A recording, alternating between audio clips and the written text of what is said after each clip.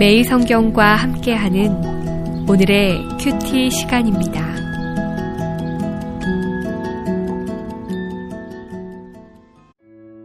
(8월 27일) 오늘의 말씀은 에스겔 29장 1절에서 21절입니다. 열째 해 열째 달 12째 날에 여호와의 말씀이 내게 임하여 이르시되, 인자야, 너는 애굽의 바로 왕과 온 애굽으로 얼굴을 향하고 예언하라. 너는 말하여 이르기를, 주 여호와께서 이같이 말씀하시되, 애굽의 바로 왕이여, 내가 너를 대적하노라. 너는 자기의 강들 가운데에 누운 큰 악어라. 스스로 이르기를, 나의 이 강은 내 것이라, 내가 나를 위하여 만들었다 하는도다. 내가 갈고리로 내 아가미를 꿰고 너의 강의 고기가 내 비늘에 붙게 하고 내 비늘에 붙은 강의 모든 고기와 함께 너를 너의 강들 가운데에서 끌어내고 너와 너의 강의 모든 고기를 들에 던지리니 내가 지면에 떨어지고 다시는 거두거나 모으지 못할 것은 내가 너를 들짐승과 공중의 새의 먹이로 주었음이라. 애굽의 모든 주민이 내가 여호와인 줄을 알리라. 애굽은 본래 이스라엘 족속에게 갈대 지팡이라.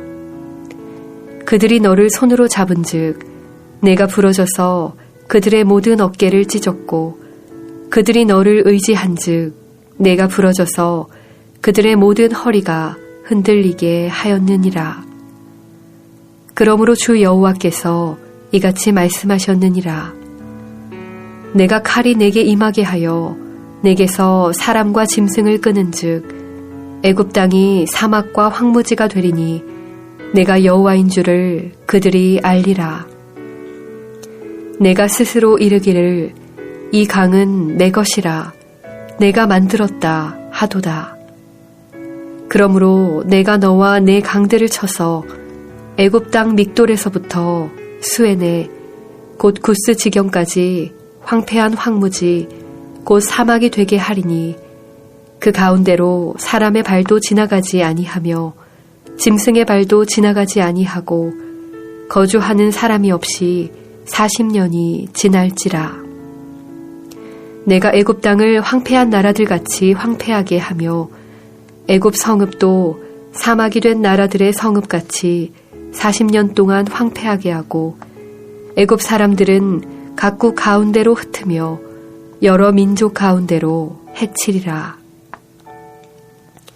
주 여호와께서 이같이 말씀하셨느니라.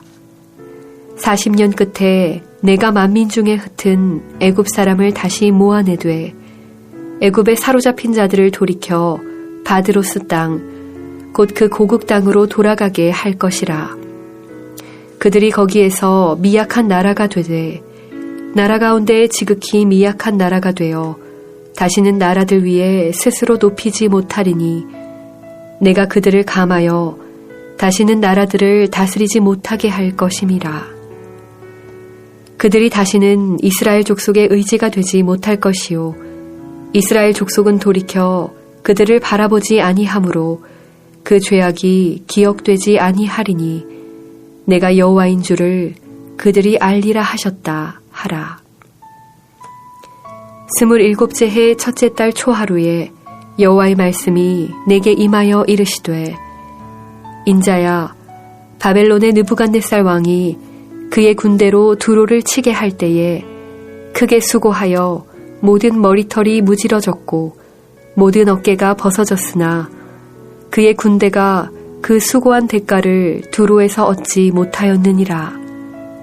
그러므로 주 여호와께서 이같이 말씀하셨느니라. 내가 애굽 땅을 바벨론의 느부갓네살 왕에게 넘기리니 그가 그 무리를 잡아가며 물건을 노략하며 빼앗아갈 것이라. 이것이 그 군대의 보상이 되리라. 그들의 수고는 나를 위하여 함인즉 그 대가로 내가 애굽 땅을 그에게 주었느니라. 주 여호와의 말씀이니라. 그날에 나는 이스라엘 족속에게 한 뿔이 돋아나게 하고 나는 또 내가 그들 가운데에서 입을 열게 하리니 내가 여호와인 줄을 그들이 알리라. 오늘의 말씀입니다. 애굽 역시 당대 막강하고 영향력 있는 나라였습니다. 앞으로 에스겔서 29장에서 32장까지는 애굽에 관한 기록이 나옵니다. 에스겔 29장에서는 선지자 에스겔이 두 가지 비유를 사용해서 애굽을 묘사했습니다. 첫 번째 비유는 3절에서 6절까지 나오는 거대한 어떤 바다 괴물에 대한 것입니다. 이 괴물에 관해서는 몇 가지 주목할 점이 있는데, 우선 이 괴물은 나일강을 자기 것이라고 주장했습니다. 나일강은 이집트 민족의 표상과 다름없습니다. 하나님께서 두로를 큰 배에 비유하신 것과 마찬가지입니다. 나일강은 이집트 땅을 관통하여 흘렀을 뿐만 아니라 이집트의 부의 근원이었습니다. 거대한 괴물로 상징되는 파라오는 나일강을 자기가 만들었으며 자기 것이라고 주장했습니다.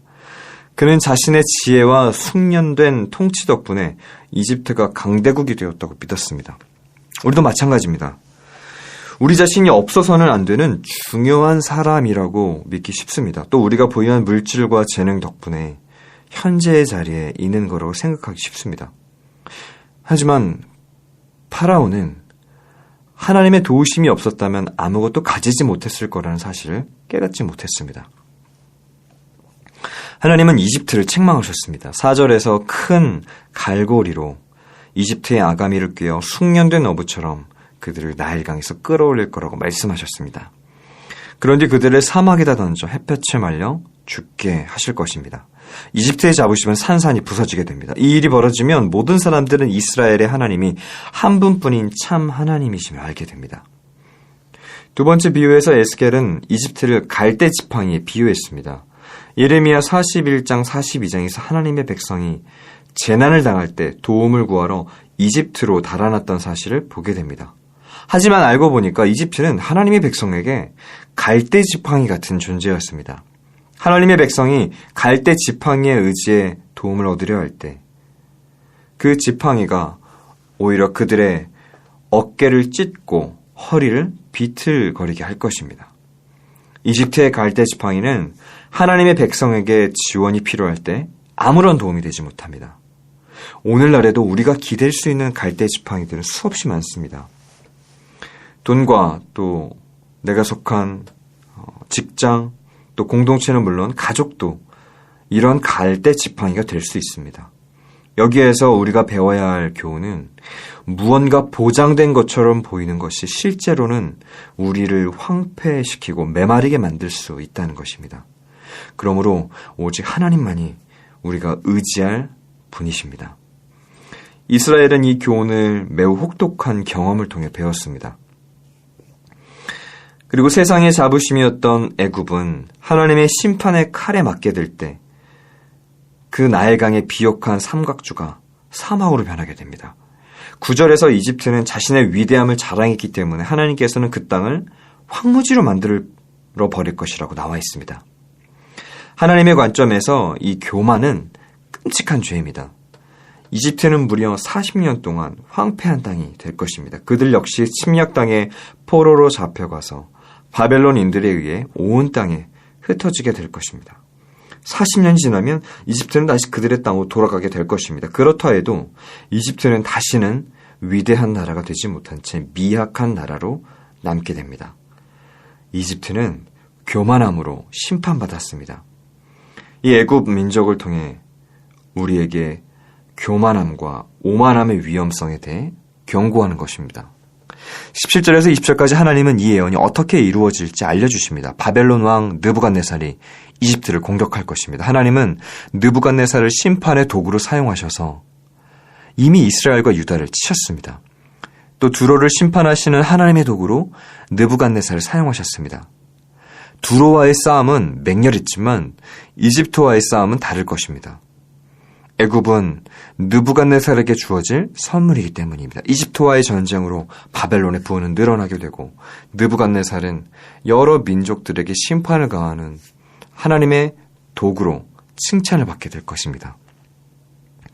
이 예언이 성취될 때 하나님은 다시 한번 이스라엘에게 21절에 한 뿔이 돋아나게 하실 것입니다. 즉 이스라엘 백성의 힘을 회복시키시는 것입니다. 그때가 되면 하나님은 에스겔의 입을 열어 다시금 예전처럼 이스라엘에게 말씀을 전하게 하실 것입니다. 이는 앞서 에스겔 24장 25절 27절에서 하나님이 에스겔 선지자에게 말씀하셨던 것과 완벽하게 들어맞습니다. 이 구절에서 우리는 에스겔이 얼마 동안 하나님의 백성에게 말씀을 전하지 못할 것임을 살펴보게 됩니다. 이집트가 몰락하고 나서야 하나님은 에스겔을 이스라엘 족속에게 다시 보내 말씀을 전하게 하셨습니다. 선지자 에스겔은 언제 침묵해야 하고 언제 하나님의 말씀을 선포해야 할지를 배워야만 했습니다. 그는 오직 하나님께서 이끄시는 대로 입을 열어야 했습니다. 이 구절은 우리에게 한 가지 교훈을 줍니다. 살아가면서 우리는 주님의 인도하심을 깨달을 수 있도록 충분한 분별력을 구해야 합니다. 침묵해야 할 때 말하거나 입을 열어야 할 때 도리어 침묵했던 적이 얼마나 많습니까? 하나님께서 우리에게 그 차이를 구별할 수 있는 분별력을 구하는 성도님들이 되시기를 축원합니다. 오늘 이 본문의 말씀을 기억하며 함께 기도하겠습니다. 살아계신 하나님, 열방을 심판하시는 가운데도 하나님의 관심은 이스라엘의 회복이었습니다. 온 열방을 다스리시는 분이 하나님이심을 고백하고 내 영혼에 선포하게 하여 주시옵소서. 나의 영혼이 다시 한번 나를 회복시키시는 그 하나님 한 분만을 찬양하는 오늘 하루 되게 하여 주시옵소서. 살아계신 예수님의 이름으로 기도합니다. 아멘.